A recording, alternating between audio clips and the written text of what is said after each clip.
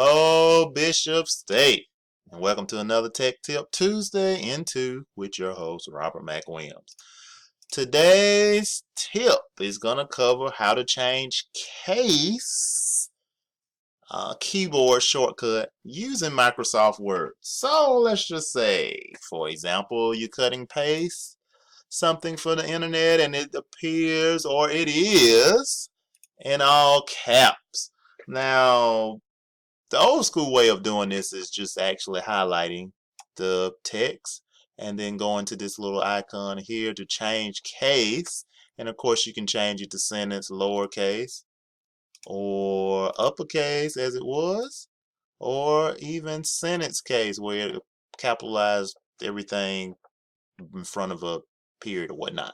So if you were, let's go back to what we was, all caps, and you want to change this shortcut, you could use the shortcut of Shift F3. So going back to our document, highlight everything, and if you was to do Shift F3, it goes through the toggle of case change. So if by chance you ever need to copy and paste something and it's in all caps, you can easily change it to all lowercase or in the sentence format.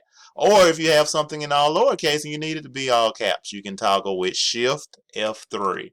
So it's just a little simple thing there that you might find useful in your day-to-day use of utilizing Word. So this is your tech tip for this week. Hope you enjoyed it. Thank you for watching.